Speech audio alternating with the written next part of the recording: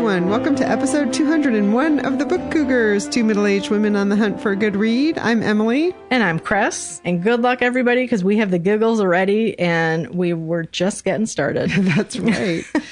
Well, the first thing we want to talk about is that we were so excited about episode 200 and all of the fun guests we had for you. We forgot to talk about our giveaway. Right. Every 10th episode, we do a giveaway, and we have 4 fantastic books that will be going to one newsletter subscriber. So if you're not a newsletter subscriber, you can sign up over on our website. And if you are, you don't have to do anything other than cross your fingers. Right. And I'm just going to quickly tell you what the stack of 4 books is. Last Seen in Havana by Teresa Doublepage. A World of Curiosities by Louise Penny, Mother Country by Jacinda Townsend, and The Refusal Camp by James R. Ben. Good luck, everybody. And, we only send one email, and it's our newsletter, and it usually arrives in your inbox the last day of the month. The other giveaway we have is for our Patreon patrons. If you are a patron of the Book Cougars podcast, the book that we're giving away this month is called The Komagawa Food Detectives by Hisashi Kashiwai, and it's translated by Jesse Kirkwood. Both of these giveaways are going to take place on February 15th. So if you'd like to become a patron, do so by February 15th. If you want to be entered to win the stack of 4, join our newsletter by the 15th of February. All right. Good luck, everyone. So many books. Okay, so we also have some thank yous to give. We would like to thank Cecily, Kirsten, Ellen, and Donnell for becoming new patrons over on Patreon. Thank you so much. We also have a couple people who just sent us individual donations. Yes, big thanks to Alicia and Anna. We appreciate your generosity so much. All right, we also have a follow-up from episode 200. There was one point where Emily was talking about a biblio adventure where she saw Anne Patchett in conversation with Elizabeth McCracken. And Emily was saying something about the audio version of Anne's latest book, which was narrated by Meryl Streep. And I said, gosh, I wonder if they're friends. And Emily said, I have something to share about that. And we never got back to that because we got excited again about episode 200. So we left you all hanging. I know you can't wait to find out the answer to that burning question that's kept you all up late into the night. Anne's previous novel, The Dutch House, was narrated by Tom Hanks. So she said at this event that I went to, the Aspen Words event, she said, I was kind of full of myself. So I thought, who should I have narrate Tom Lake? And wouldn't it be fun if Meryl Streep could narrate Tom Lake? So she reached out to her literary agent, who happens to be Felicity Blunt. And Felicity Blunt happens to be married to Stanley Tucci and also happens to be the sister of actress Emily Blunt. And Emily Blunt and Stanley Tucci both have appeared in movies with Meryl Streep. So Anne Patchett said to Felicity, do you think if I wrote an email asking Meryl Streep if she would be interested in narrating this audiobook, that you could send it to her? And she said, well, I can do better than that and just give you Meryl Streep's email address. Wow. Well-connected literary agent. So Anne typed up an email and said, you're the mother of 3. This is told from the perspective of a mother of 3 daughters. Whatever Anne said. And Meryl emailed her right back and said, yes, I'll do it. And Anne said, well, don't you want to read the book first? And she said, no, I've read your other novels. I trust you. That's awesome. So that's how Meryl Streep came to narrate Tom Lake for Anne Patchett. That's fantastic. Yeah. Who's she going to get next? That's what I want to know. I mean, and what a great feeling for Anne to get that. And like, oh my God, she's read all my novels. And yes, that's so cool. That's really cool. We already think Anne's a goddess, and then she's looking at Meryl Streep in that way. Yeah. Well-connected people. So, Emily, what are you currently reading? Well, I had a long drive last week. I had to drive up to Boston and back just for a meeting. So I was looking for an audiobook, and I decided to download We Should Not Be Friends by Will Schwalbe. He narrates, and I was like, I want Will to accompany me on this long drive. And this is the story of his time at Yale University, where junior year he was invited to be part of a secret society I think it was about 15 kids were invited. And what they tried to do were pick people who were polar opposites from each other, put them in this secret society where they had to commit to the entire junior year eating 2 dinners a week together. And then also they did what he refers to as an audit, where they did a 4-hour presentation to their fellow secret society members about themselves from like birth to where they were. Wow, 4 hours? Yeah. That's amazing. Long. I think it's so interesting that they called it an audit also. And so the focus of the book is on his friendship that comes to pass with this guy, Maxie, who was the polar opposite of him. He didn't want anything to do with him. He was the jock, and Will was the drama English major, gay guy with a perm, wearing a aquamarine leather jacket, you know. And of course, how he tells the story is this relationship develops because they were forced to spend time together and understand each other via these audits and dinners spent together. The backdrop, because of Will's age, it's in the 80s. So it's also, the backdrop is during the AIDS epidemic and how that impacts him as a man that's coming into his own sexuality in his 20s. I'm about, I would say, 60% through. And he's also how we know Will Schwalbe as an author and someone working in the publishing industry, but how this friendship with Maxie has also withstood the test of time. Really enjoying it. He does a great job narrating, and it kept me great company that day. Nice. Well, my current read is also an audiobook. I'm listening to Vampires of El Norte by Isabel Canas. It has 2 narrators, so it's Jose Nateras and Crystal Gonzalez. It's more, from what I understand, love story than vampire story, or the love story is what propels the plot, perhaps. But it's about 2 young lovers. Well, they're not really lovers yet, but you know, they're bonded as really good friends, and they're just starting to become aware of their sexuality and their attraction. And it's set in the early 1800s in Mexico. And the woman's family is wealthy. His is not. His family is kind of an outside family.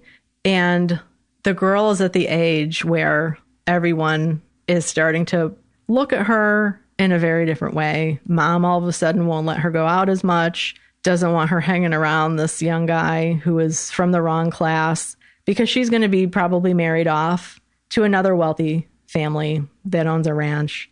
And they go out one night, and only one of them comes back alive. That's a little bit of a spoiler. It happens very early on, and I'm just maybe like an hour in at this point and really liking it. I had picked up the book a couple months ago and just didn't get into it, but I really was drawn to it still. And so I thought, I'm going to try the audio, because you know how that goes, and totally got hooked with it. And it's also great because it is set in Mexico, and there are a lot of Spanish words that are pronounced correctly by the narrators, which gives it more of an aura of the time and the place. Fun. That sounds great. You're on like a vampire kick these days. Yeah, it happens sometimes. Whatever it takes to get us reading, right? Well, you know, I have to say, for Christmas, Laura got me a Dracula tie, which I wore at LUANNE Rice's event the other day. And she also got me a Bram Stoker bobblehead.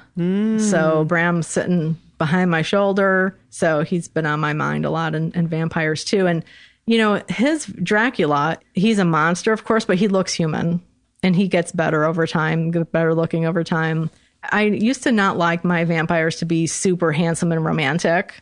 I'm a little bit more flexible with that these days, but I also don't like them to be pure animals either. I do like them to be kind of humans. More to come on that. I'm reading a book that I got in the mail from Aunt Ellen. On Thursdays, Chris and I often get texts from Aunt Ellen with offers of books, because she works at the Friends of the Berkeley Public Library bookstore, which is a full-size, all-out, full-on bookstore. And I, a couple weeks ago, got a text from her with a picture of Always Home, A Daughter's Recipes and Stories by Fanny Singer. And she said, "Would you like this?" And I said, "Yes!" Million exclamation points. So Fanny Singer is the daughter of Alice Waters. Alice Waters is the founder and owner of Chez Panisse Restaurant in Berkeley, California, which is known as the restaurant that brought the farm-to-table movement to the United States, which is something that is easier done in California than in some other states where people live. So some people look at Alice Waters and think that she's a little bit precious and that her opinions about food are not things that are attainable by everybody. I agree with that. I also think she's done a lot of wonderful things. She has a program called the Edible Schoolyard, where she's trying to bring good food into schools and change the requirements that are mandated by the government for what is considered to be healthy food in cafeterias. I think she's an incredible human being. I also do understand that some people object to the idea that everybody can eat homegrown food and spend a lot of time cooking food every day. Not everybody can do that. But Fanny Singer is her daughter, and this is a memoir that she wrote just really about what it is like to have Alice Waters as a mother, what her life was like growing up, playing in the kitchen at Chez Panisse, my personal dream. And there are beautiful black and white photographs and also recipes that are in the narrative style. So it's not like there's a list of recipes. It's more in paragraph style. She describes how to make things, including things like her mother, she said, is famous for going anywhere they go when they travel. She sits down in a restaurant and says, "I'd just like a simple green salad." That's one of the things she did when she was young. She went to France and discovered mesclun mix, which is that salad mix we can now get readily in grocery stores that wasn't in the United States back then. Yeah, just iceberg back in the day. Exactly. It's very personal in a way that only her daughter could talk about, and she's a beautiful writer. Again, it's called Always Home, A Daughter's Recipes and Stories by Fanny Singer. Nice. And I have to say, I like iceberg lettuce. I do too. It's perfect on a sandwich, that crunch. Yes. Yeah. Yum. And we grew up with it, right? Mm-hmm. Yeah. Chris, what did you just read? Well, I have decided I have just read the Iliad.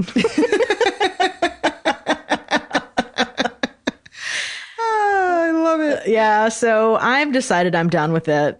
I've read it before back when I was in college, and I've been listening to the audio and dipping into the book. I have the physical book and the ebook. My heart is just not in it. So I'm thinking it's a one-time read for me. I did mark it as read in Goodreads because I've read it before. I think it is a really fun and contemporary translation. The group that's been doing the read along has an Instagram chat going, and just great conversations, really. And I appreciate everyone's commentary. It's been fun to read it, and I'll participate in the last Zoom that they have. But I've decided to move on. I do think I like the Odyssey more. That's kind of a thing. They're both by Homer, attributed to Homer. And a lot of people are surprised that they like the Iliad so much after the Odyssey, because the Iliad's always just presented as this war book. But it's much more than that. But I do like the Odyssey a lot. And it could just be that I came to that younger and it's embedded in my imagination in a different way, maybe. Not sure. But I recommend the Iliad. Emily Wilson's translation. It's really good. Well, and I'm proud of you because this is one of your New Year's resolutions, is to read books when you want to. And you're doing that. Yeah, exactly. And I struggled with the decision because, especially when it's a group read, it's so much fun to engage with people. And I hate to step away from that aspect of it. But I do want to follow my heart when it comes to what I'm reading. And there's another big book that's taking up a lot of my mind these days that I'll talk about in upcoming reads. Ooh, I can't wait. I was thinking maybe it was just Bram whispering in your ear, your bobblehead. He often does. Dracula starts in May, the actual book. So I think it's a springtime thing, and it's been really kind of warm and sunny here lately. Maybe not warm, but sunny. And I'm getting that spring itch, which could maybe be making me think about Dracula a little bit too. But no, the big book of which I am teasing is not Dracula. No, I just meant maybe Bram Stoker was whispering in your ear, put the Iliad away, put it away. Read right. Dracula books. Yeah, he could be the angel devil on my shoulder. Right. Well, I finished The Sicilian Inheritance by Jo Piazza. This book releases on April 2nd. Jo Piazza has written 12 books, and she's been a travel writer. She now lives in Philadelphia, and this book is more autobiographical than any of the other novels she's ever written. Family lore was that there was some sort of inheritance in Sicily that was there, sitting there. It was lore. That's what lore is, right? The stories that are told around the dining room table. And so she took that information and she put it into a novel form. And this book is about Sarah in current day, 2016. She is a butcher who owns a restaurant that's failing. So as the novel opens, she's shuttering her restaurant and not in the best place.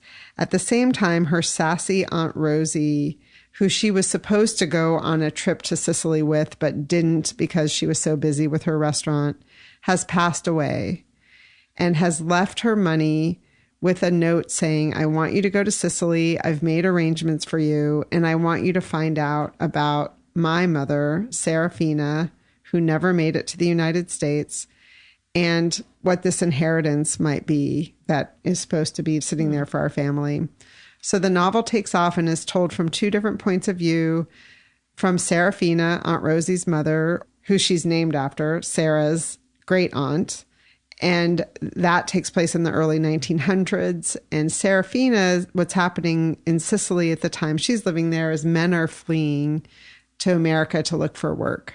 So Serafina marries. She gets pregnant right away, but then her husband flees.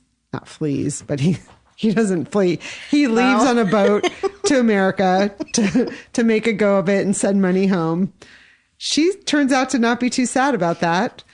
And there's a witch, what they call a witch, or what we would call a woman who knows what the hell she's doing, living up in the mountains, who's been somewhat ostracized. And she's the one they call in, like when women are giving birth and are sick or need help or whatever.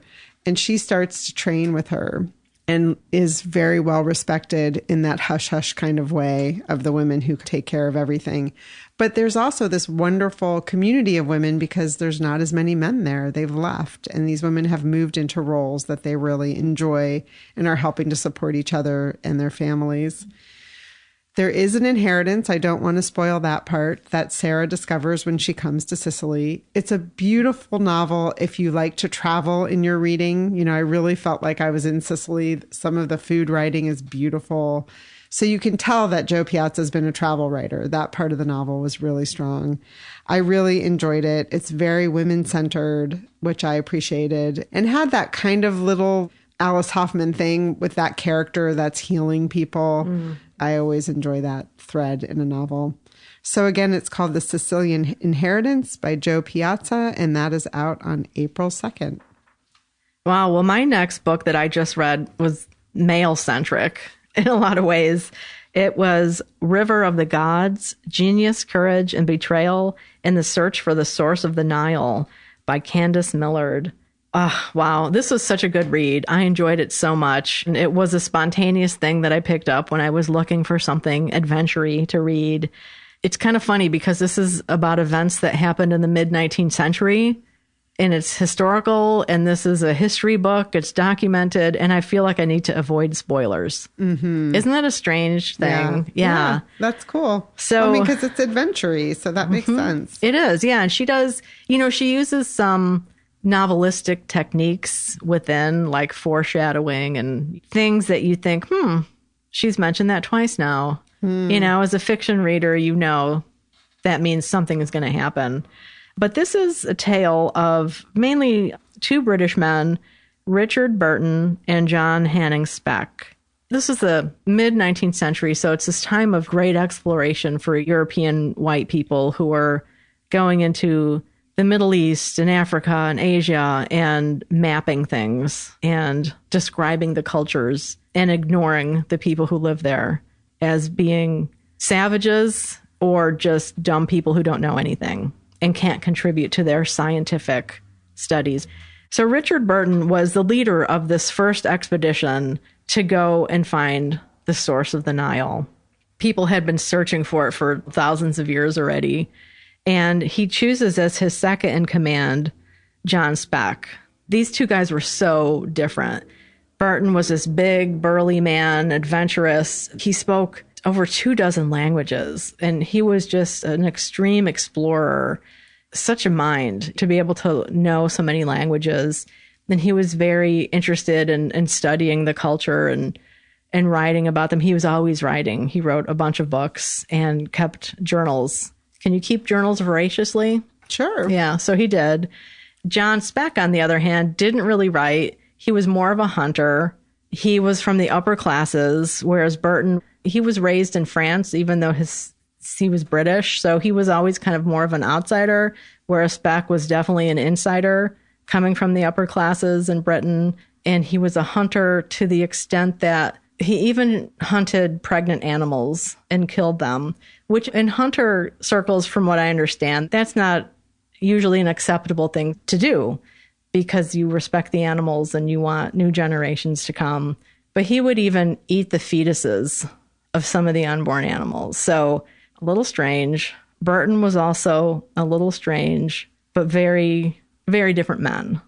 There's a third man who has, for the most part, been left out of the historical record, but he's getting more recognition these days, and his name is Sidi Mubarak Bombay.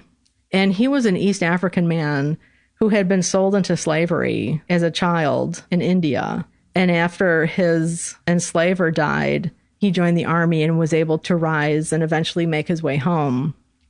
And he was a great adventurer and explorer. And if it wasn't for him, so many of these British expeditions would not have been possible. But the fascinating thing is that these expeditions lasted for 2 or 3 years. I mean, they were hardcore expeditions, and these white people were getting so sick from all of the different viruses and things they were encountering that it's just amazing that they even survived. They were quite lucky. And then to have somebody like Bombay on their side. So there are 3 main tensions within this historical book that almost reads like a novel. And so the first tension is the initial expedition, and then there's the post-expedition fallout. And then there's the lead up to a public debate between Burton and Speck, because Speck kind of betrays Burton in a lot of ways. He takes credit for a lot of things. The day before that debate is supposed to happen, something happens, and the debate never takes place. And that was something that was a surprise in some ways, but not. But later on in the book, there is a betrayal that happens that I actually gasped out loud and called somebody a name. And I was just like, wow, I can't believe that that person did that. So if you've read this book and you need to talk about it, The River of the Gods by Candice Millard, I'm happy to chat about it because I don't want to give spoilers. Really read this book if you're looking for a good historical yarn with adventure. Well, I know that's on the gentleman callers list. He has a copy of it. So maybe if he reads it, I'll send him your way. Oh, good. You guys Yes. can gab. That sounds good. He would love that. He just read the other one of hers. Is it about Teddy Roosevelt? Yeah. Is it The River of Doubt? Yes. That one, I think. Yeah. Yeah. He just finished that. So I know that is his next one. Okay. Is her other one. Yeah. I mean, really good. I mean, she worked for National Geographic for a long time, so she really knows how to tell a good story about adventure. Yeah. Well, I read 2 short stories for my year of reading short stories on Mondays. The first one was called The Irish Wedding by Elizabeth McCracken, who's the woman that I saw in conversation with Ann Patchett in Aspen. And this story, The Irish Wedding, comes from the collection titled The Souvenir Museum. I had gotten a copy of this on audiobook when I was traveling and decided I'm going to try to listen to this short story via the audiobook. And it was narrated by Kate Redding. And it's about Jack and Sadie who arrive in Dublin from the United States for a wedding. They land really late at night. They rent a car. Jack can't drive stick, so Sadie is driving wrong side of the road, stick shift at night. It's raining. They have to get into the Irish countryside. It's very funny. And they arrive at this estate in the countryside for Jack's sister's wedding. None of them have ever met Sadie. And then it's that kind of classic wedding situation story. It reminded me a little bit of Maggie Shipstead's novel called Seating Arrangements, if any of you have read that, which was a little bit of a satire, because I believe that was a wedding on the Hamptons. This one is a short story, so obviously it's not full novel size, but her writing is so, dare I say, perfect. I mean, just great. And if you read this story and you like the characters, I have read a review that says they appear in several of the other stories in the collection. I did not read them. I'm really working hard to read a story in a collection and put it down so I can have more short stories from different authors. The second short story I read was from a collection called Last Night by James Salter. Have you read James Salter, Chris? That name is so familiar. I don't think so, though. Yeah, he's very famous, I know, in like literary circles. When I listened to Books on the Nightstand back in the day when there were very few book podcasts, I listened to that and I listened to the Book Riot podcast with Jeff O'Neill and Rebecca Shinsky. And they would talk about James Salter all the time. Huh. And I never read him. But then there was that year where Anne Kingman on Books on the Nightstand was making an effort to read short stories. I remember that. Remember? Mm-hmm. And there was a Booktopia where she actually did a session on short stories with the short story writer Jill McCorkle, where we all read Last Night, just the short story called Last Night by James Salter, which is the title story in this collection called Last Night that I have in my sweaty little palm that I happened to find when I was at a bagel store in Vermont, and they had like a free shelf. And I saw this and thought, oh, I want to read him. And so I did not read Last Night because I've already read that short story, which was amazing and was really fun to talk about in a group. What I decided to read was one that was called Such Fun because I liked the title. That's why I chose it. And I have mixed feelings about it. I mean, it was one of those stories where I read it and I was like, I don't know if a dude should be writing this. And I know that, I mean, he was of his time. This book came out in 2005, so that was a little while ago. But it's about three friends and their romantic life, and they go back to a house and have drinks, and it was fine. I just didn't love it. Last Night, however, the other story in this collection that I've read, amazing. So there you have it. My two short stories for these last 2 weeks. Very good. So the next book that you finished is one that I had finished just a little bit before you, Last Night by LUANNE Rice. Yes. And LUANNE Rice is our guest on this episode. She is the author spotlight at the end, so we won't go into too much detail. Yeah. But we'll just say briefly that this book, it's a novel that takes place at the Ocean House, which is a luxury hotel in Rhode Island, a real place where LUANNE wrote a lot of this novel. And it opens with a murder. A murder on the beach during a snowstorm. Yes. Some characters from both The Shadow Box and Last Day appear. LUANNE talks about that in our conversation. I found it to be a page turner. I really enjoyed it. It's very nautical. I didn't know who did it. I will say that this isn't a spoiler. We're going to be very careful. What I found unusual, and you've read more thrillers than me, Chris, but what I found unusual about this novel is you know who did the actual killing right away, but you don't know the why and who else is involved. Right. So. Yeah, it's a whodunit. I've heard people call it different things. Like the whodunit is when you just find a body and you don't know. And then the whydunit is when the action starts with the murder. Right. And then you have to figure out all the characters and yeah. Yeah. So really good. Really enjoyed it a lot. And we'll be sharing our conversation with LUANNE at the end, as Emily said. LUANNE led us to a new author to us. I wasn't aware of her until LUANNE's event, which we'll talk a little bit about coming up in our Biblio Adventure segment. But we both also read Blood Sisters by VANESSA LILLIE. Yes. Which got me out of my reading slump. I was in a little bit of a reading slump there for a while. And I think, I don't want to blame the Iliad. I think there was just a lot going on in my life. And, you know, the Iliad. But, you know, just deciding. Anywho, Blood Sisters is really a fantastic novel.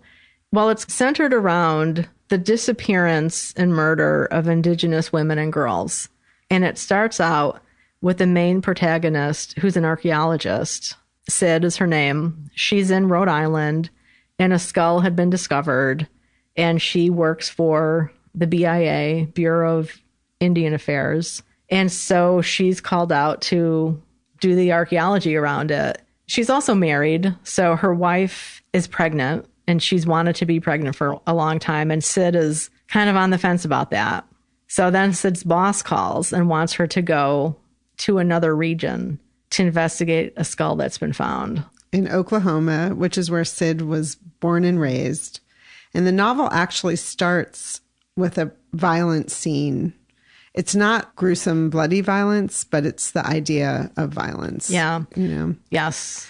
And so she's going back, quote, to the scene of the crime where she was raised. And she's fled that. She's living totally across the country in Rhode Island. And so it takes her into her past. Yes. And she has to confront her family and experiences she's had there.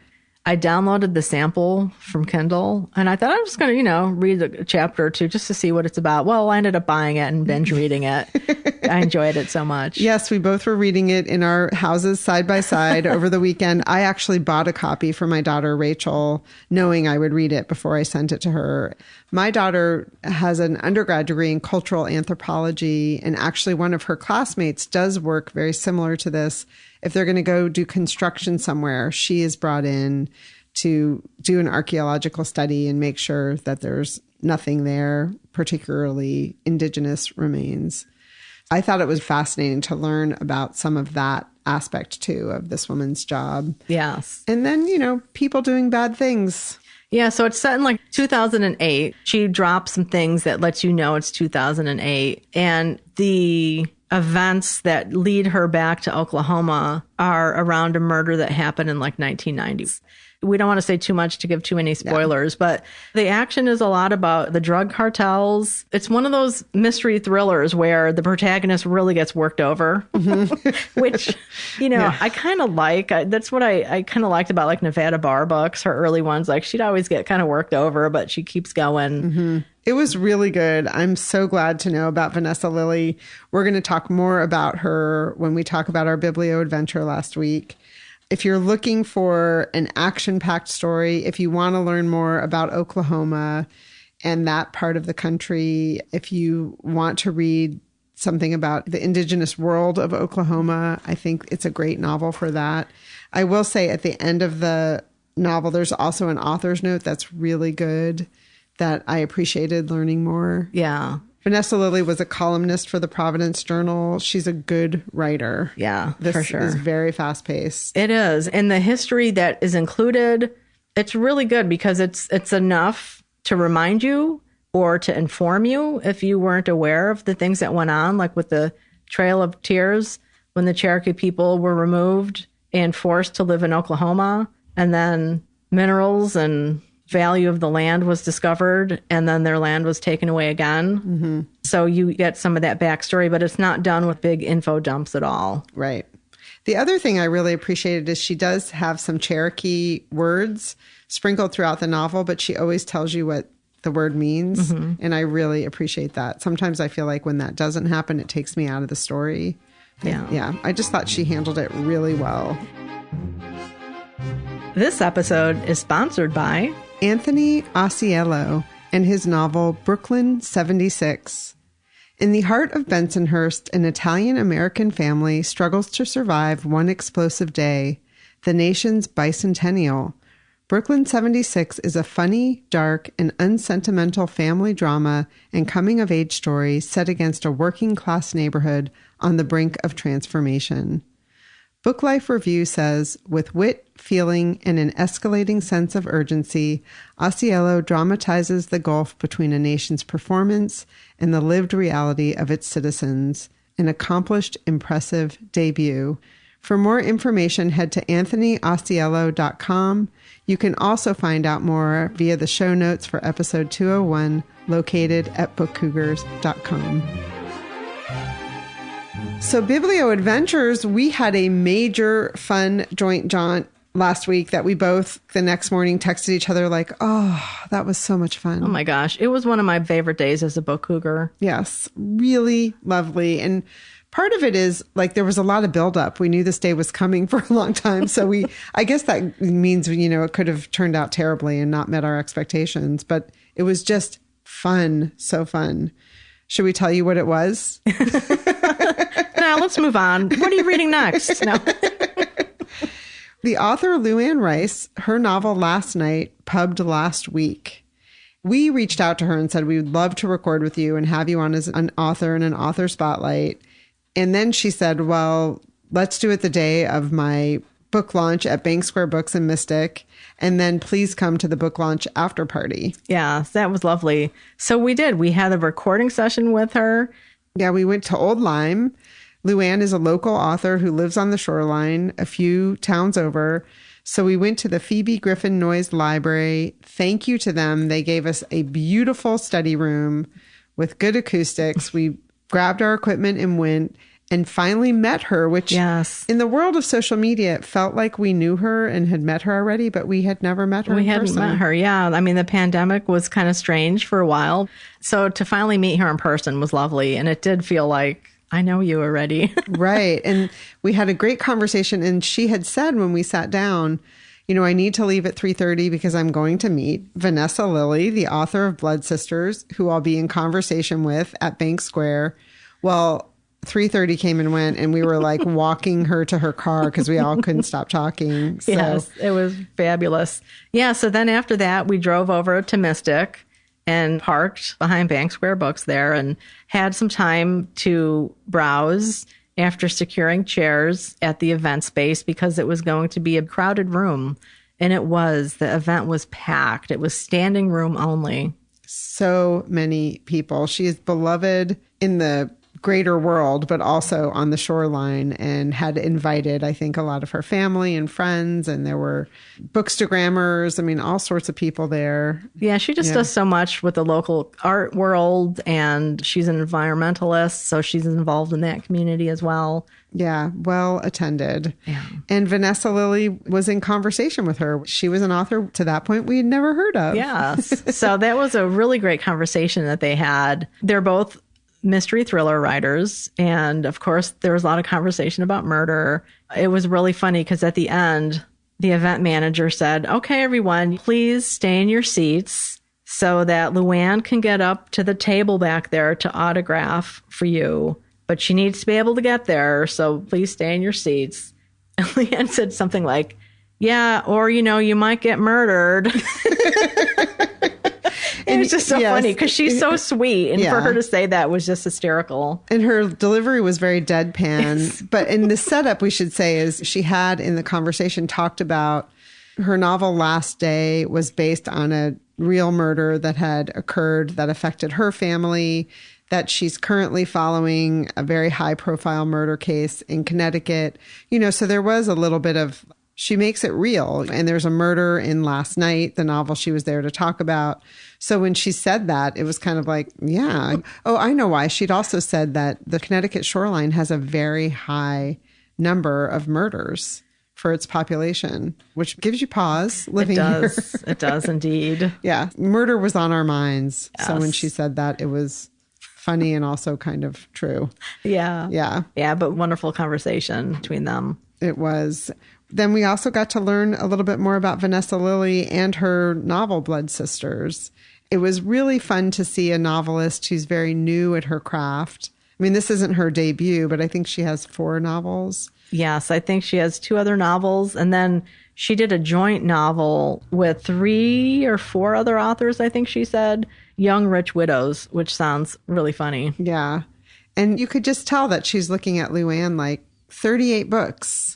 38 books. That's the first thing she did when the conversation started. She just started flipping through the front pages of LUANNE's book, where when you have that many, it's multiple pages. Multiple pages. Yes. Yeah. So I thought that they did a great job talking about each other's craft and the different places they are in their careers. Yes. And then we went to the after party. Yeah, just down the street, around the block, to an old inn called the Daniel Packer Inne. INNE, which I think is interesting. One of those old inns or, you know, buildings in New England is built probably in the 1700s. Beautiful food. They had hors d'oeuvres so that people could mingle and meet each other. We filled up our plates and then decided to go upstairs to see what was going on there. And we're thrilled to see Vanessa, the author Vanessa Lillie, sitting at a table with what turns out to be her best friend from high school who'd come in for the event. Yeah, Addison. So we sat with them and really had a wonderful conversation. And when we were talking about types of author events, it's like, oh, this is a new author type event, because having the author's best friend from high school come right. in conversation, because she's like, oh, he has so much dirt on me, which is funny. It's kind of neat to meet somebody and to have their history with them in that way. Yes. But it was also funny because she was trying to explain to him, not all author events are standing room only like this. Yes. And they don't have wonderful spreads of food and drinks afterwards. Yeah. Yeah. If that was anybody's first event, that was an unusual situation and so lovely. I mean, people were just so happy to be there and talking about Luanne's book and Vanessa's as well, and just enjoying one another's company. Right. And Addison is a writer in his own right out in LA. Yeah, he's a screenwriter. Yeah. So they were talking about the difference between that and whether they read each other's stuff. It was really fun. I'm glad we sat there and we just had a great time. Yeah. It was a wonderful day. It was indeed. Thank you so much, Luanne, for inviting us. So I also had another biblio adventure in my pursuit of watching film adaptations of books. I went and saw American Fiction based on the novel Erasure by Percival Everett. It's been nominated for 5 Academy Awards, and it was fantastic. I really enjoyed it. It's meta. There's a novel inside of a novel that he's working on, and I was like, how are they possibly going to translate that to film? And they did a great job. I'm not going to tell you how they did it because I don't want to ruin it.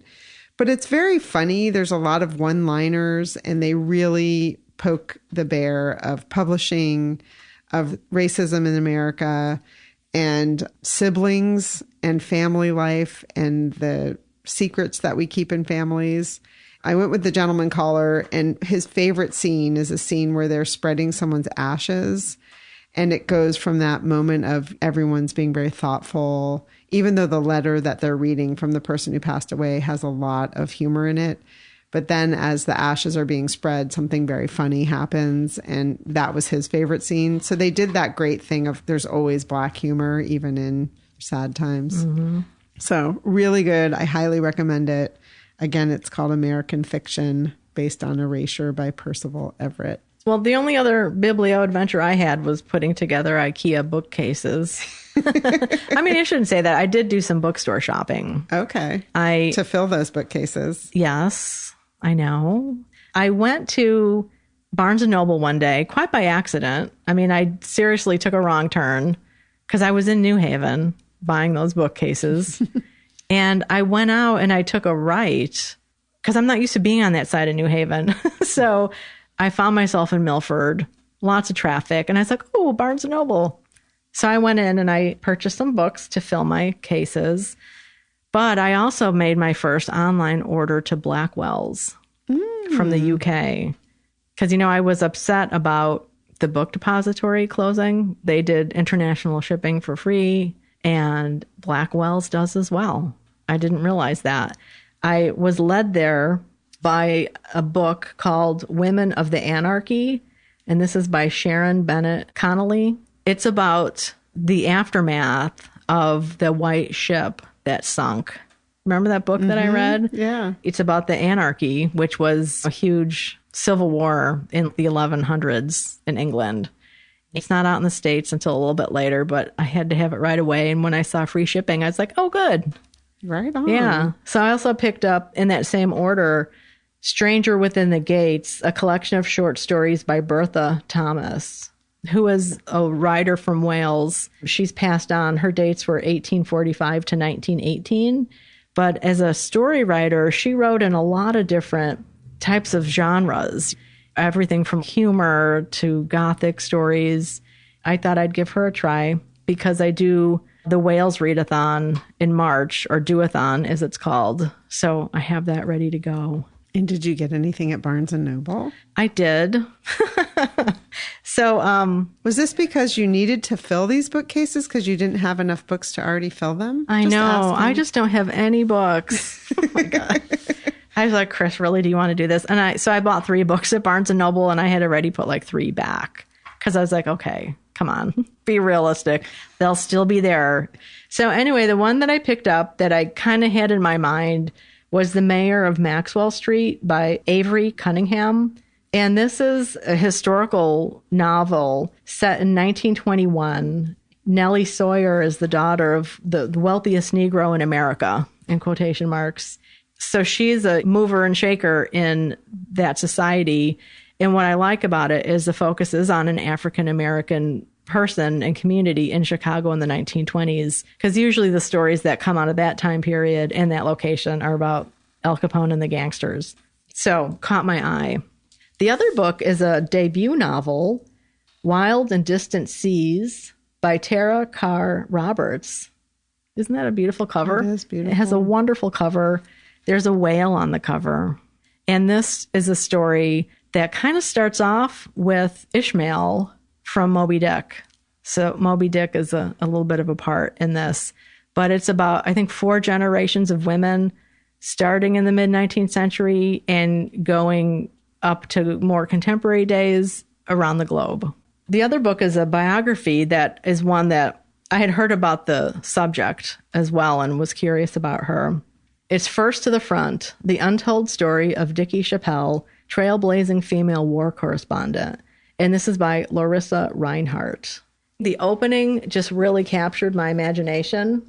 So I had read about her. She was the first female war correspondent to die in combat, in a combat situation. This is the first paragraph. Beneath a gray winter sky, Georgette Dickey Meyer watched plane after plane depart the Boston airfield. They were headed for Worcester, Massachusetts, where a historic flood had cut off every road into the small city. The only way to deliver much-needed supplies was by air. Dickey, a fledgling teen reporter, had pitched the idea of covering the airlift to the Boston Traveler, a local newspaper that had given her the tentative green light. But to really get the story and secure publication, she'd have to make her way aboard one of the supply planes. So it's like, come on, that's a teenager already having that kind of gumption. Right. I thought, I'm definitely getting this one. More to come on that. So those were my biblio adventures. They will show up again in currently reading or just read segments. Hopefully, fingers crossed. Well, I had a surprise biblio adventure last night. I went to Charter Books in Newport, Rhode Island, because I happened to find out, I think via social media, that the author Laird Hunt was going to be there for the book launch of his new set of short stories called Float Up, Sing Down. And Laird Hunt is the author of Zori, which longtime listeners might remember was our friend Russell from Ink and Paper Blog's #1 read of 2022 and made my top 10 list of 2023. I wanted to meet the author of this novel because it's such a slim, sparely written book and says so much. And I find people like that fascinating. So what did Laird have to say? This is a set of 14 short stories that takes place over the course of one summer day in 1982 in Indiana, where Zori takes place. And he said basically he just didn't want to leave the world of Zori behind. It is written in order, so just for you short story readers to know, he said that if you read them in order, the second story is informed by the first story, which is informed by the third story, etc. If you look at the cover, Chris, which it does have a beautiful cover, it does just say stories, and he wanted to call it Story Cycle, but he said, I guess novels or books used to have that on the cover, but now they don't do that anymore. And he said his editors and publishers freaked out when he recommended that. Interesting. So it just says stories.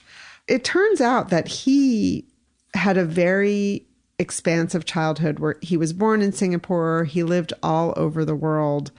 And as a teenager, he was living in London with his father. And then circumstances required that he moved to rural Indiana to live with his grandmother. He didn't give any specifics to what happened, but he said, you know, imagine he's a teenager, that he ended up falling in love with Indiana in large part because of his grandmother and the way he was presented to the community, which I thought was such a beautiful thing to say because could have not gone well for a variety of reasons. And so Zori is not his grandmother, but is similar to his grandmother and his experience with people in rural Indiana, which he loves. And it's really important to him to paint a picture to people who sometimes think differently of rural Midwest. Mm-hmm. He read the start of 3 of the different stories in the collection just so you could kind of get the character and the voice. The first question was kind of one of those question/comments where the woman said, "Your writing is so descriptive and so vivid. And, how do you do it?" And he said, "Well, I've read a lot, particularly a lot of Willa Cather."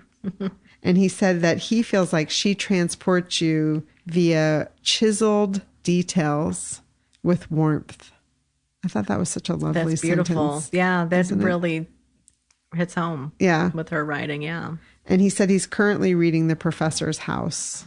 He did want people to know that Float Up, Sing Down, the story collection, has more humor in it than Zori.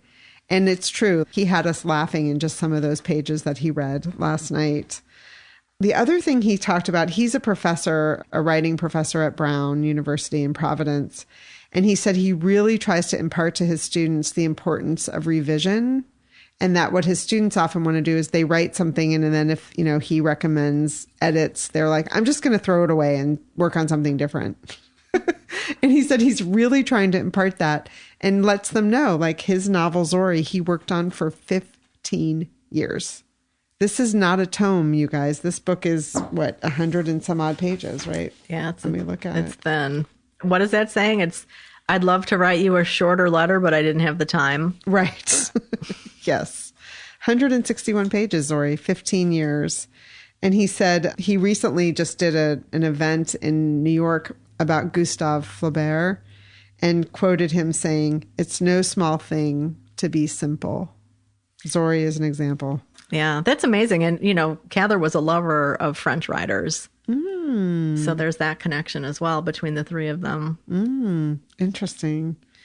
Well, I just loved the event. He's a delightful man. His backstory made me understand how he can write from a woman's perspective so well, because he has this lovely relationship with both his grandmother and then his grandmother's sister lived there as well. And he told some funny stories about them. And he also talked about his very first novel was very experimental. And he sent a copy to his grandmother for her to read. And then he came home a little bit later and she sat him down at the kitchen table and said, "I've read it one time. I'm halfway through reading it a second time and I don't understand. Can you explain it to me?" Which I thought was really sweet. On the one hand, like she cared enough that she really wanted to understand it. But he said it's also that one thing that he wants to impart to people is that rural irradiation is real, is exactly the way he said it. In other words, people in rural communities have a lot of access to libraries. They're avid readers, his grandmother being one of them. But he had written this incredible experimental thing and she was like, "I don't get it." And when he wrote Zori, his grandfather said, "I finally get what you write," which I thought was so sweet. So he talked a lot about his family, his writing process, and these 2 books, Zori and Float Up, Sing Down. Laird Hunt. If you get to see him, I highly recommend it. Upcoming jaunts. Do you have any, Chris? I have a virtual event coming up. It's The Vanishing of Carolyn Wells, Investigations into a Forgotten Mystery Author. And this is an author talk with Rebecca Rago Berry, February 15th at 2 p.m. Eastern Time, because it is in Ohio. This is being sponsored through the Rare Books and Manuscript Library, which is part of the Ohio State University Libraries. There's a new book out about Carolyn Wells, and she was hugely popular in her day. Her dates were 1862 to 1942. So if you were looking to be turned on to an earlier American mystery writer, you might want to check out some of her books as well as this new biography. And her papers are housed there at the Rare Books and Manuscript Library, which is one reason they're having this event there. And you do have to register for the event. It's going to be recorded. So I'm hoping that since I've registered, I'll be able to watch it later because the event is happening when I'm at work. I love my new Wah. job, but man, it's getting in the way of biblio adventures. Yes, if you're wondering why Chris didn't go with me last night, that's why. And I'm not bitter at all. So I only have one as well, which is watching a video of an event I did register for, Chris, and then I didn't get to go to because it was when I was in Colorado for an unexpectedly longer period of time. Roxane Gay hosts a monthly book club, and for the first time she did an event with a cookbook author, and it's the one that Russell recommended to me during our top 10 recording, and it's called Start Here by Sola El Whaley. And it's instructions for becoming a better cook. This thing is a giant. I got it out of the library and it was at home while I was in Colorado. So I had to take it back when I got home. Checked it out again. I'm really looking forward to it. What they did was they cooked and talked about the book in Roxane Gay's New York kitchen, which I don't think is very big. So I cannot wait to watch it. If it is available for the wider audience, I will definitely put that link into the show notes. Do you have any upcoming reads? Yes, I do. Now that I'm out of my little reading slump, my short reading slump, I should call it, I'm going to start Finding Margaret Fuller by Alison Pataki. I didn't want to start this while I was feeling slumpy because I know I'm going to love it. I'm setting myself up for expectations. I hear that. But I'm really looking forward to this so much. So this is what I'm starting next. Then the other book, I just want to give a little shout out to this. This is not going to start until March, but our friend Kate and I are doing a buddy read of Moby Dick by Melville. We're going to start on March 8th. And if anyone would like to join us, let me know sooner rather than later, because if we have other people who want to join in, we're going to have a Instagram chat set up for that. And if no one wants to join, Kate and I will just hang out and have conversations. We plan on reading it rather slowly. We're going to take maybe 10 chapters a week. It has 135 chapters, 136 if you count the epilogue. So we're going to take our time. We don't want to rush through it. And it's my second time reading it. It's going to be Kate's first time reading it. So if you're leery about starting it as a first timer, don't be, because Kate's newbie. I'm kind of newbie too. I think Colleen, one of our listeners who's been our guest before, I think she's read it like 4 times, she said. So, yeah, I'm really looking forward to this. And if you're interested in joining us, email us, bookcougars@gmail.com. And we both have Indigo by Beverly Jenkins coming up. That's our first quarter read-along in our year of reading about romance. And that Zoom conversation is March 3rd at 7 p.m. Eastern Time. Email us if you'd like to take part. I also have... When we were at the library waiting for Luann to show up, I came across a book that was front-facing in the stacks called Mrs. Caliban by Rachel Ingalls. And this was the novel that both Ann Patchett and Elizabeth McCracken recommended. It's this really tiny little novel. And I read a little bit about Rachel Ingalls. I didn't know she was one of those authors. She sadly has passed away, but people didn't think much of her until later in life, and her books were rediscovered. It did happen before her death, so she did get to appreciate a little bit of her fame. And I believe this is about a woman who falls in love with a creature, sea creature. I don't know. More to come. It has a very compelling cover. I know. It looks like a little sea creature face with these little lips on the bottom. Yes. I'm starting this tonight. And then I also have an essay collection called Black Love Matters, Real Talk on Romance, Being Seen, and Happily Ever Afters, edited by Jessica P. Pride. Thank you to our listener, Katie, who let us know about this anthology. And it's about romance and what Black romance has looked like historically in the romance genre, where we are today. It has, I think, 14 or 15 contributors, including Beverly Jenkins, Jasmine Guillory, Julie E. Moody Freeman, who we met at the romance conference at Yale. So I'm really looking forward to digging in. And I think that's all on my piles. So for those of you who have listened to episode 200, you know that we have a lot of books coming up through the course of the year that weren't released yet, because that was the assignment we gave our contributors. Let us know about 2 books you can't wait for us to read. Chris and I also talk about books that aren't released yet. in different episodes.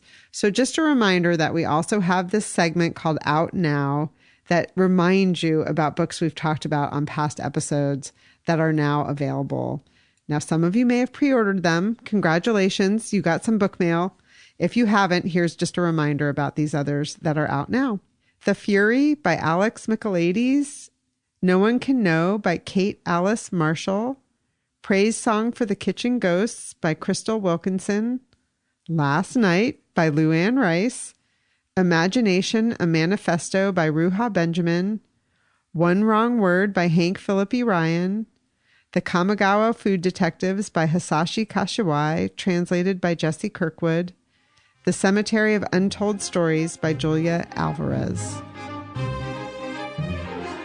Well, coming up next is our author spotlight with LUANNE RICE. LUANNE is the New York Times bestselling author of 37 novels, including 3 YA novels.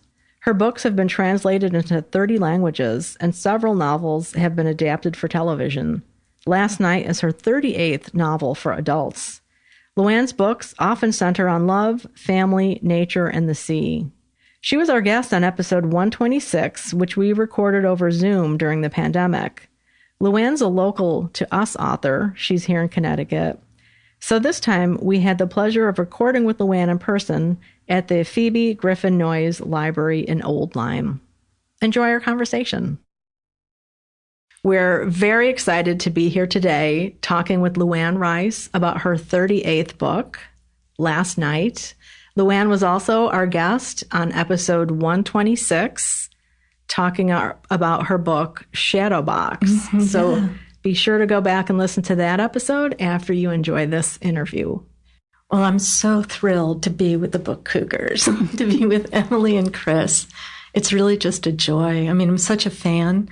And I'm really honored to be on your podcast for the second time. And the second and a half time, if you count the 200th. And congratulations. Oh, thank you. That's just amazing. Thank you so much. Yeah. And so we're recording today at the Old Lyme Library, which is the Phoebe Griffin Noyes Library, which is a beautiful historic library with a fantastic new addition and lots of beautiful Impressionist art on the walls. I know they really celebrate the legacy of the Old Lyme School of Artists, who were, they were really the beginning of American Impressionists. And right down the road, as you know, you were just there, Emily, the Florence Griswold Museum, which is really one of the preeminent museums that has an amazing collection of American Impressionists and tonalists. And I think 2 or 3 doors down from here is the Cooley Gallery, which is one of my favorite places to go and hang out. We're adding that to our list for sure. So, LUANNE, one of the things you mentioned on episode 126 was that you start each novel of yours with a character. That's what inspires you to write the novel. So when it comes to Last Night, we're wondering, was there a particular character that inspired this story? There was.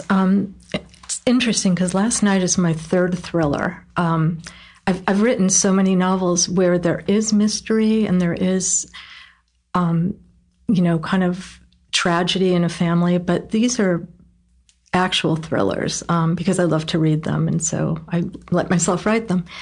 And so in a way, even though I do start with a character, and in this case, I definitely did, but I also, in all 3 of them, there's been a murder that has somehow connected to my life, actual crimes. And they've kind of just been, how do you ever get over those things? And so that was like in the back of my mind when I was writing this book. But also, my main character is an artist. And maybe it's because I'm from Old Lyme, and my mother was an artist, that I often write about art. And so she was really the first. She's also a sister. And she has a beloved niece, and that's the story of my life. I'm a sister, and I have, beloved nieces. So it was really her. So do you want to give a quick elevator pitch about what Last Night is about? Sure. And I'm terrible at that. Really terrible. We'll give it a shot. We'll see how it goes. Okay. Well, it takes place at the Ocean House in Watch Hill, Rhode Island in a blizzard. And one of the sisters comes down to meet the other sister. They're supposed to be in the lobby together, and time goes on and her sister doesn't show up. And so she goes looking for her. And I'll say that it's about a murder, a missing child, and a search for the answer. That's a great very description. good description. Yeah. Yes, no spoilers. Perfect. Thank you. Yeah. Ironically, our arcs of this novel arrived during the first snow here in Connecticut. So it was really timely and fun to read it while we had snow on the ground here. Thank you. I mean, if you're, the blizzards of my youth and the snowstorms of my youth, they live very strongly in my memory. And I really miss them. I miss when the snowbanks were tall and you can make snow forts and go skating and skiing, on the golf course or locally.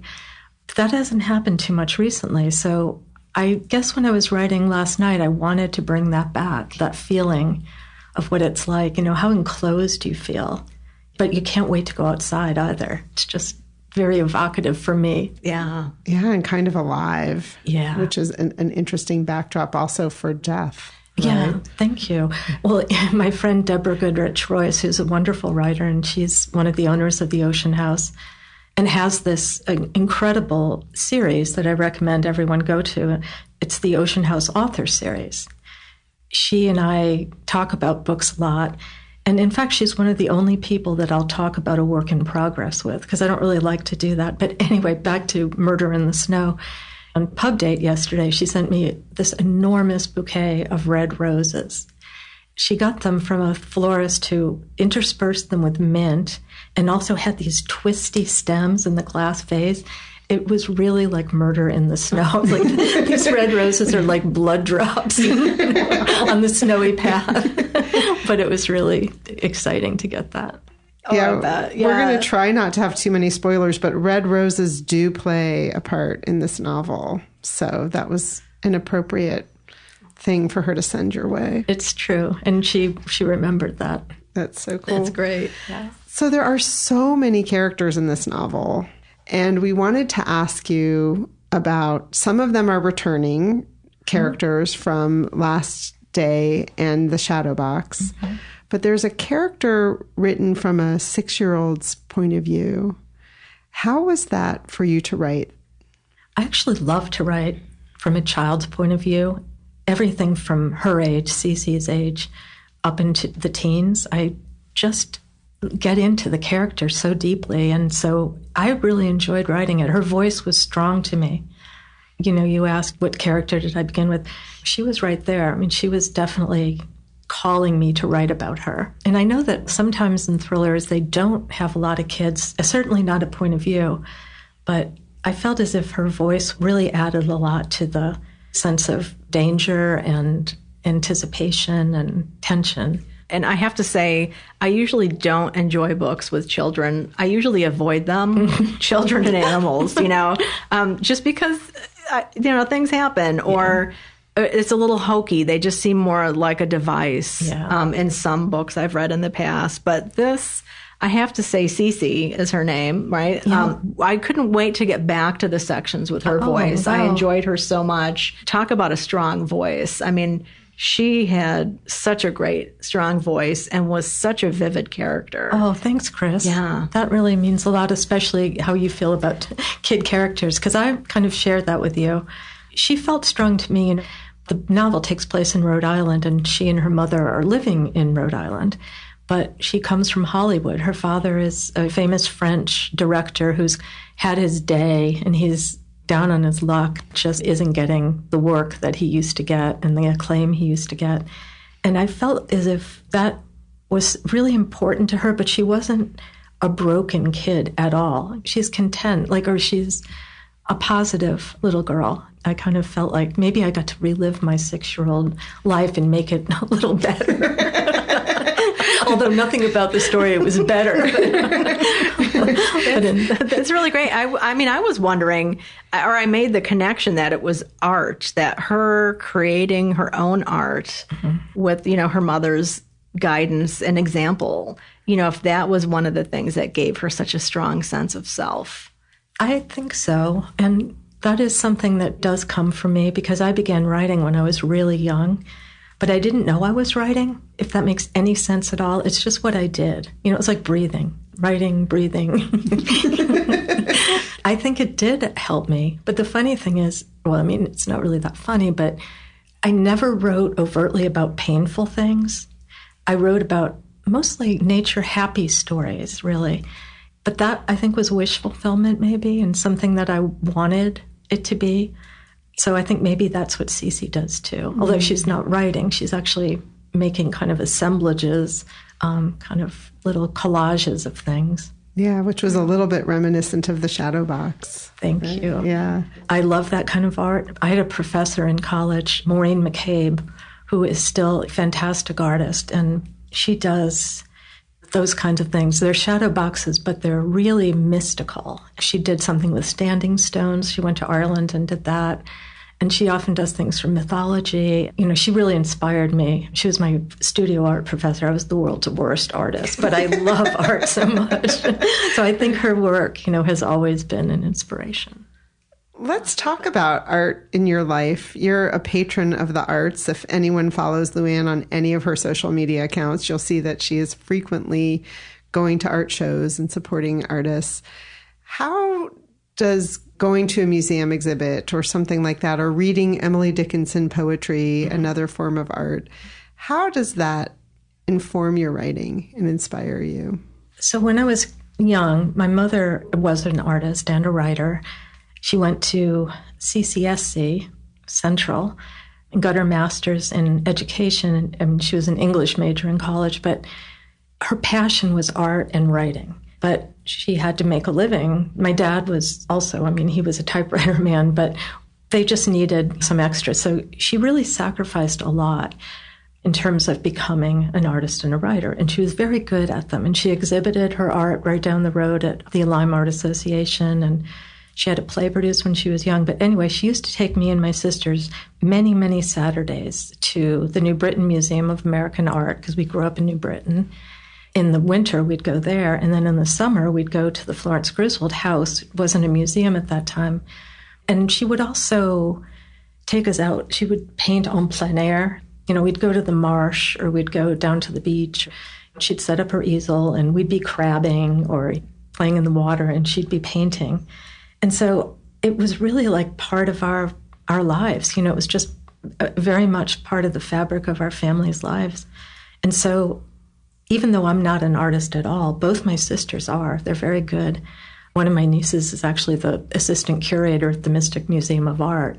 So it's carried on. And even though I can't do it, I appreciate it and love it. And one of my favorite artists is named Lyndon Frederick. He paints in Maine. He's really brilliant. And if you look up his art, every single painting is a narrative. I just get lost in his work. One of the quotes that I wrote down from last night is, there are head paintings and soul paintings. Oh, I don't remember saying that. I love how you're oohing and ahhing at your own words. I'm like, gosh, that's true. Yeah. And that's something to really think about. And it made me wonder, the next time I go to an art gallery, I'm going to try and have that in mind and just and see where it takes my thoughts. And your heart, because that's what I think it is for me, is like I feel art. I really feel it. Some things I don't feel, and it's more analytical or it's just interesting. But some things, they really get into me. But Lyndon, it turns out that quite a few writers collect his work, probably because every painting is a story. And so his gallery in New York, the Forum Gallery, had this incredible thing. One of his exhibitions was called Night Stories, because he paints nocturnes, almost always at night.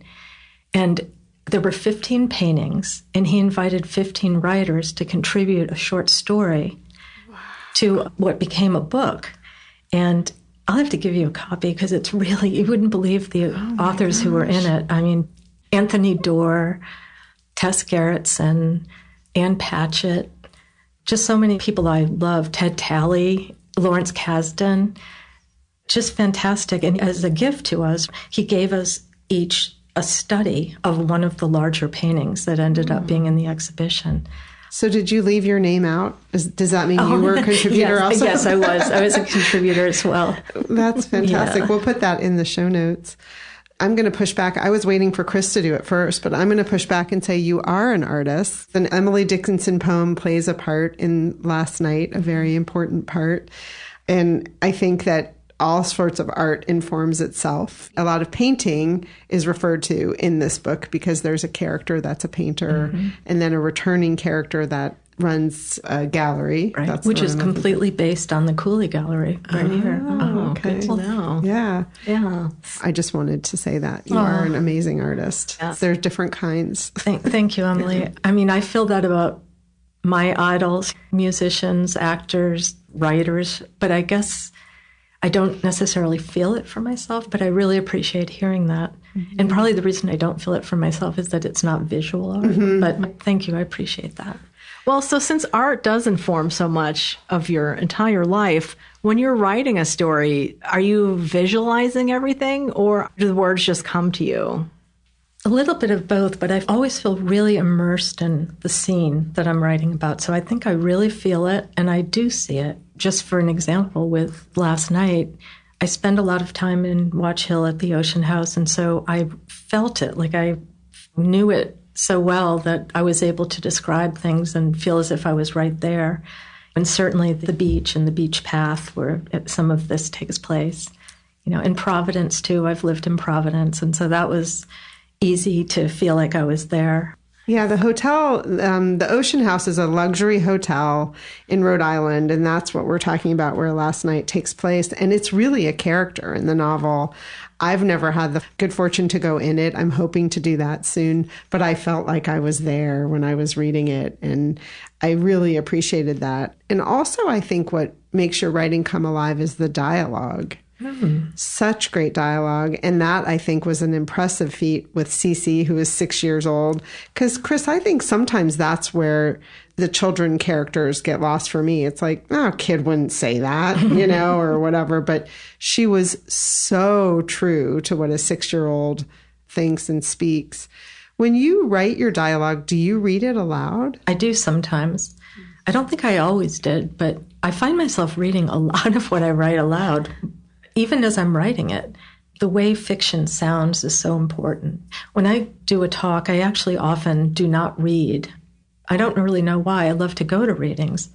But I just think that even though obviously there are audio books, and I really very much like the audio of Last Night, I love the artists who narrated it. But even sitting in your chair, reading a book, holding it in your hand, you hear all of it in your head, you know, not just the dialogue, but the way something's described or feelings. And so, yeah, I do more often than I used to. Interesting. Yeah, very cool. We've hit upon two different things. You're living in different places, and then also how you write. And so one of the questions we have is kind of a two-parter, because in the prior interview we had with you, you mentioned that you lived in New York City, you've lived in Paris, Providence. And so the first part of this question is, does it take a while to be in a place for you to be able to then ease into the writing? Or are you the kind of person who you get into the hotel room and you sit down and write right away? Maybe a little bit of both, but it's true. I mean, I'm born and raised in Connecticut, and I've ended up back here, but I lived in Washington, D.C., I lived in Malibu. You know, when I go to a place and I fall in love with it, I immediately want to live there. And it's not very wise, because sometimes I'll do that and then I'm like, wait a minute. You know, it's so many people have said, maybe you should just rent first. Or maybe just stay in a hotel for a couple of weeks. And luckily I love staying in hotels, so that's the easy part. But I do tend to write about something right away, because I think I feel immersed, and it's usually someplace I love. I mean, I don't think I've ever really written about a place that I've had serious problems with. You know, I'm very romantic about places and setting. I think that comes through, you know, even in the thrillers, where they're not romances by any means, you know, but there's a feeling about a place, you know, and about people you love. And I think that's so much about setting, that it's almost like I fall in love with a person, but then I love them and leave them. So. That's great. That's one of the things, people sometimes have romantic fantasies of, I'm going to move here and write and do this. And then they realize like, oh my gosh, it took me forever to get settled and psychologically at ease to be able to get back into my work. So it's great to hear your response to that. I mean, I find it interesting too to think about that. But I think because I need to be writing, so what else am I going to do? It's I sit down at the desk and I start to write. But you're right about moving and getting settled, especially because I have 4 cats. And so taking them where I go can be, I don't do it as much as I used to, but I really used to take them everywhere.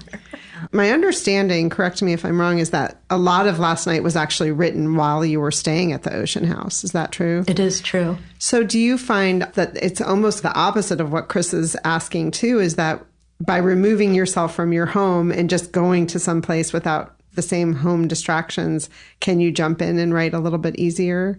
I don't know about easier, but it's certainly comfortable and very nice, and it begins to feel like home because I go there a lot. One thing I loved about living in New York was I lived in an apartment, and, I'd walk in and there'd be a doorman and someone behind the desk. And so writing can be a little lonely and it's solitude.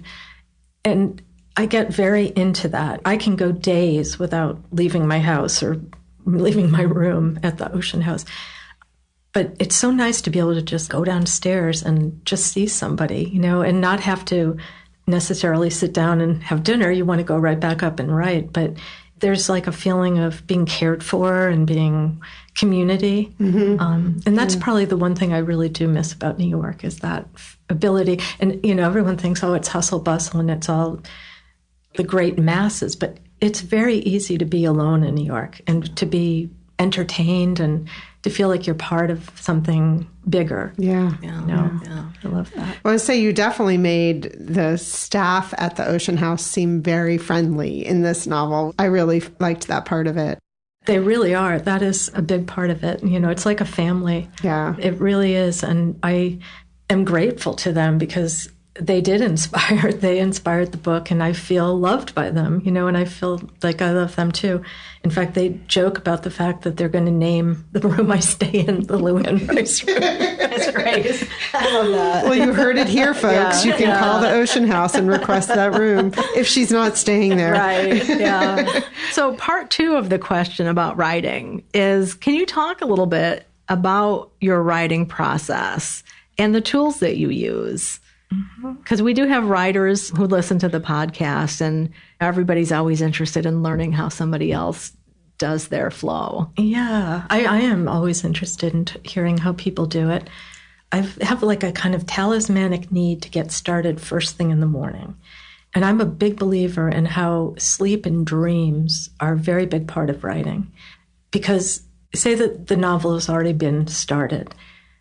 I wake up in the morning, I have a thing where I don't speak until after I've been writing for a while. And it's like a routine. I hit the coffee, sit down at the desk, just go straight into what I'd been writing the day before.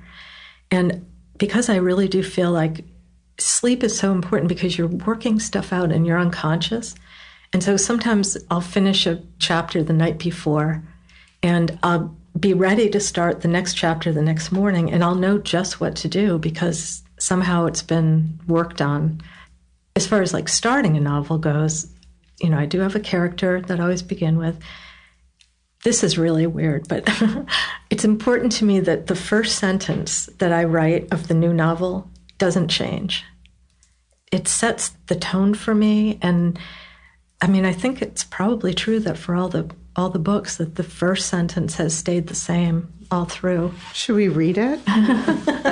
It caught me. The first sentence of this book caught me. Chapter 1, this is the first sentence of the last night. The path to the beach was deep with snow. I was like, okay, take me down that path. It set the scene in my mind. And it's not necessarily that the first sentence is a work of art. It's more like, to me, It sets the book. Yeah. Well, that path is incredibly important through the whole novel. So it is. Yeah. Do you mind talking about how, like, do you use a computer, notebook? I do now use a laptop. I don't have a desktop computer, but when I first started writing, my first novel was Angels All Over Town. Actually, my first novel was called Favored Daughters. And the reason you've never heard of it was that it wasn't ever published. But I wrote it on a typewriter. And like I mentioned, my dad was a typewriter man. He sold typewriters and repaired them. And so it was the one he'd given me. I think I had it since 4th grade. So it was kind of like a little bit, the type wasn't perfect. It was a little crooked. So I read the whole thing, and it got me my agent, who I still have, Andrea Cirillo, and she submitted it everywhere, and it was rejected everywhere. But it came back with good notes, like, try us again. So the next novel was Angel All Over Town, which was basically Favored Daughters, but not as boring. And so, I typed that one too on the Olympia typewriter. And when I was going to submit it, it's like it looked messy. So I went to a typing studio in New York City, $9 a day for an IBM Selectric for the whole day. And I didn't have that much money, so I wanted to do the whole thing in 5 days. And I did, and it got accepted. So that was good. So for years I wrote on that old Olympia. So that was Angels All Over Town. The next novel was Crazy in Love. And I remembered the revision on Angels All Over Town, having to retype it. It was very hard to keep track of when I made changes. So I thought it was kind of the beginning of the laptop era.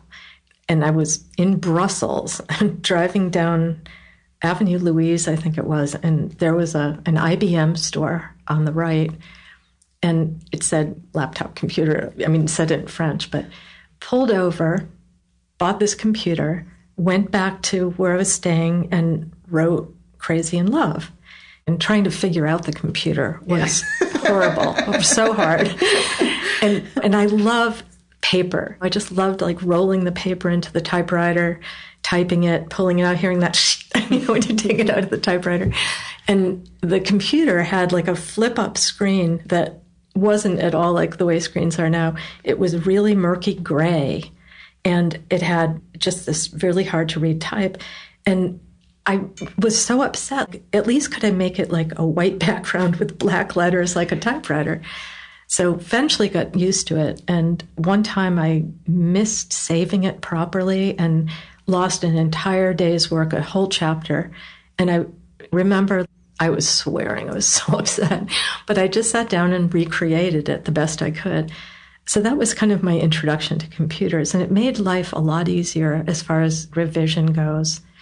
I also love writing on yellow legal pads. So at a certain point in a story, it somehow is easier for me to almost go into a trance and write on a legal pad. Nice. Do you have a favorite pen?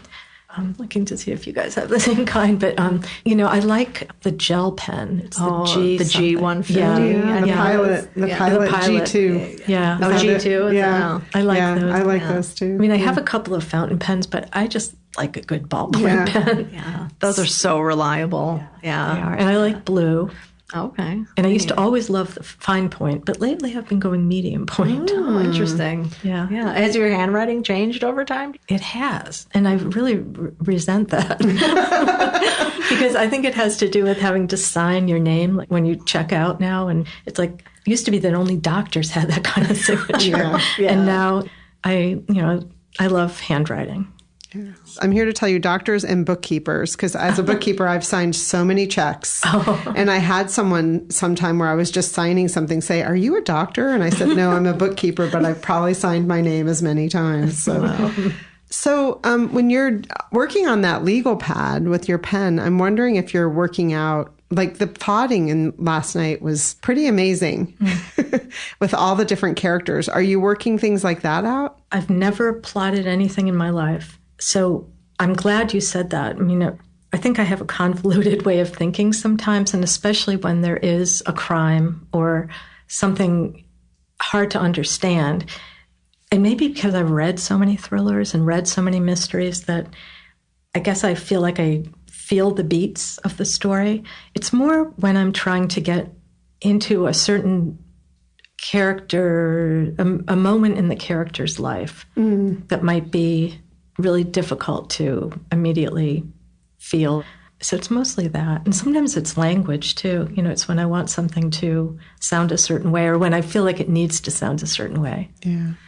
Last night, Chris and I were talking about this on our drive here today. It's an unusual story because you kind of know, at least you think you know, who committed the murder very early in the story. Oh, who do you think they're going to say? There's so much.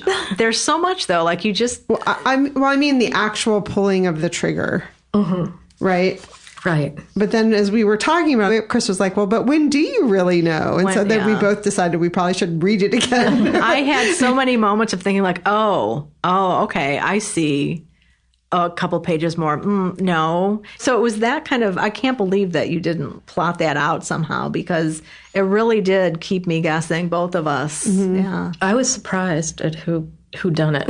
But I think it's partly because murder is just so hard to fathom. How can a person kill someone else? Like, what drives them to that? Not to give anything away, I'd say it's more from Last Day, my novel Last Day, but when you love somebody, you have really loved them, and had a relationship with them, and you get to a point, or the character gets to a point where murder seems to make sense. And even as much as I've read it and even lived it through a murder that affected me, I still can't get my mind around it at all. And, I don't know if you're following the horrible story of Jennifer Dulos's murder. She's from Connecticut, and she was, at least, the case is going on, but she was mother of 5 and murdered by her husband. And in this trial, right now, they're showing some of the evidence, and among the things is a shirt she was wearing the day she was murdered, and it's completely covered with blood. So you find yourself thinking, like, what did she go through? Like, what was it like to see her soon-to-be ex-husband? They were in a divorce, but see him attacking her, and that haunts me. Not just that story, but particularly that story now, but, in other cases, what could make a person do that? Yeah, rage and rage, all sorts of things. Or planning. That's the part that's more awful, is when somebody has really plotted it out and, it's premeditated. When I wrote Last Day, it was very much based on this real-life murder that took place in Connecticut, that there was a connection with my family, and the husband had killed his wife and staged a scene that made it look like a sexual assault. And I had thought to myself, like, what would drive a person to do that? And I went to the trial, and I was sitting there, and I kind of came to believe that there's an X factor. There's something. Not everybody could, obviously not everybody could be driven to it. But I was thinking when I first got there, like, what could make a quote-unquote normal person do that? And I kind of came to believe that there was something very different, very wrong with a person who could kill. And now I'm not so sure again. It's really a terrible thing to contemplate, but... like crimes of passion. Right, or desperation, or revenge. Really terrible emotions that can drive a person to it, but still, it just feels like the leap is just so much. So that's why writing Last Night, I think it didn't make sense to me that the characters I thought had done it, no, it wasn't them. It was somebody else. All right, y'all, you have to read it. You just have to. I have to say that Last Day. So I think the books in order, these thrillers are Last Day, then The Shadow Box, and Last Night, correct? Yes. Last Day, I was telling Chris this also on the drive up here. The opening scene in Last Day was so disturbing. I almost couldn't read it, but I'm so glad I did. It's a fantastic book. You really paint murder scenes that are very realistic, and also does really bring to the forefront the idea of, like, can you ever know a person? What are people capable of? Things like that. And I think Last Night is a perfect example. I think Ted Hughes used a phrase once that has stuck with me, the dark unknowability of another person. Mm-hmm. And I mean, one thing for sure is that everybody has secrets and has a part of their lives that nobody knows about. How dark it is not always as much as it is in these books, but that's something that I think about sometimes. The opening of Last Day is very much based on what I was just telling you, the murder that took place in East Lyme, right down the road from here. Yeah. And that's the other thing. It's like to have what seems like a really comfortable life and to see from the outside it's so pretty. And that's what really, gets me. That makes me kind of wonder what's happening under the roofs. Yeah, it's a juxtaposition, right? Yeah, it really is. When I did a Citizens Police Academy, and, they have a police blotter that the newspaper prints, but there are some things that are not released to protect the identity of prominent people. Really? And, that happens everywhere. I think that is something that kind of skews our understanding of murder and violence in this country. It's almost like domestic abuse. Like the wealthier you are, the more you can hide things. Right. There's a show on, it's on FX, but I watched it on Hulu. It's called The Feud, and it's the second season of it. And I believe it's Truman Capote versus the Swans. And the Swans were the ladies who lunch in New York that were very socially prominent. And I watched 2 episodes this week, and in it they refer to Anne Woodward, who, did you ever read Dominic Dunn's book, The Two Mrs. Oh gosh, I'm going to get it wrong. And he's a relative of mine. And it's a wonderful book, but it's The Two Mrs. Grenvilles. Yeah. In real life, I mean, it goes to what you were just saying, Chris, but in real life, there was a woman, Anne Woodward, who shot her husband, Billy Woodward, and claimed that it was a prowler. The evidence showed that that isn't what happened, that she had, murdered him in the shower, but that the police, just what you were saying, helped cover it up because she was from such a prominent family. And his mother actually helped the police cover it up because she didn't want the scandal to affect the children.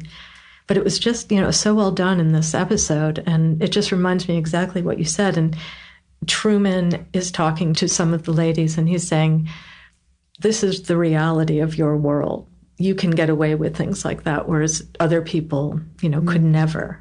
Yeah. Yeah. Well, I also think that it does often have to do with mental health issues as well, which is something that we're talking about more in this country now, but historically have not. That does not come to play in this book, but I think that often is the case with murders. I think so too. And actually, on that note, I talk really openly about issues that I've had with mental health. And, I was depressed as a young person, and it's continued throughout my life. And I went to the hospital in McLean, which is sort of kind of known for writers. James Taylor was there, not when I was there. Anne Sexton, Sylvia Plath, Robert Lowell. And they really do have an appreciation for sensitive people, not just writers, and they have a program called Deconstructing Stigma that I took part in that I'm very proud of. People from all walks of life tell their story and are photographed. And then McLean, I'm not sure if they do it with everybody, but they put like these gigantic photos of us in the concourse at Logan Airport with our story.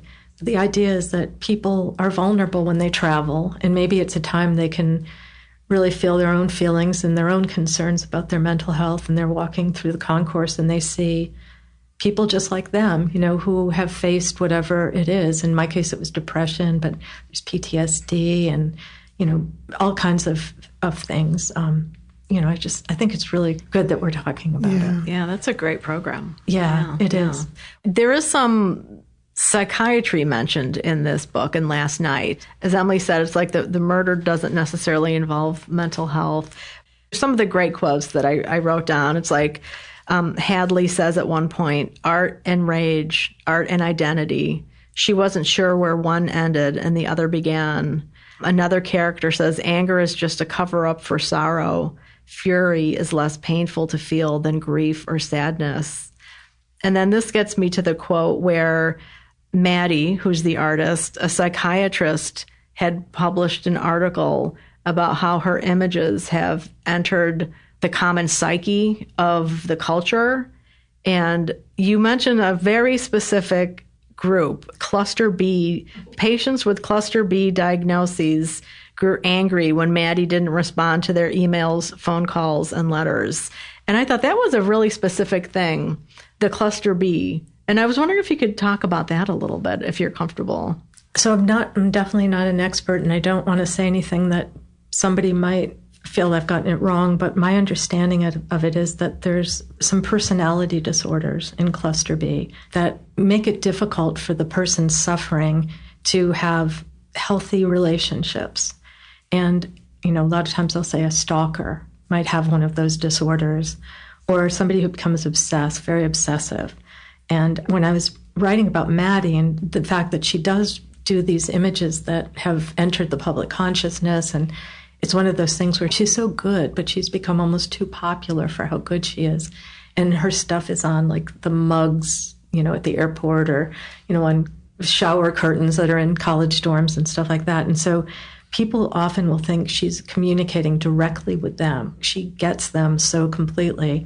And so if they try to contact her and she doesn't respond as a friend or as a, somebody who's like intimate, they can become rageful, and become hurt, just really hurt, and so I that's what I had in mind. Yeah, thank you for that. Yeah. Yeah, there's a thread in the novel about Maddie and a woman who was her friend and kind of became problematic, and I think that might be where that quote somehow came from. But, that was true. Somebody who felt she was kind of her equal and her friend, but then as Maddie's became famous and as she kind of took off and they went in different directions. But this friend also really identified and felt that she was a better artist than Maddie. And so how unfair it was that Maddie had become so successful and that just worked on her, and ate her up, really. Right. Yeah.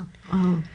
Well, we could keep talking to LUANNE all day. We could, yes. But fortunately for us, she has her book launch tonight at Bank Square Books, and we're all heading there. So if we don't stop talking to her, that event's not going to happen. I am so psyched that the book Cougars are coming to my book launch. I'm going to introduce you from the front. No, I mean, I definitely am. I'm sure that you'll have legions of fans there.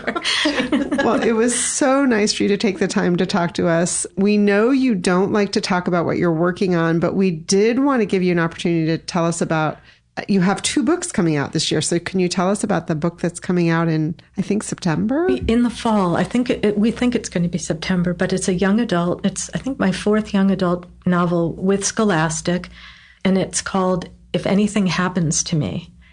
It's also suspense. It takes place in a fictional version of Old Lyme, which I always call Black Hall. And again, it's about sisters. And, so many of my books are about sisters. I don't set out for them to be, but they just are. Right on. Well, we can't wait for that one as well. Thank you so much for your time, LUANNE. Thank you so much for having me. Thanks for listening to The Book Cougars with Chris Wallach and Emily Fine. We'll be back again with another episode in 2 weeks. Until then, come chat with us on social media, Goodreads, or email us at bookcougars@gmail.com. If you'd like to help support our podcast, please tell others about us, leave a review wherever you listen, and consider becoming a patron. Even $1 a month is a big help. Learn more about that on our website, bookcougars.com, where you'll find the show notes for this and all of our past episodes. Thanks, everybody. Happy reading! This episode was edited by Pat Keogh Sound Design.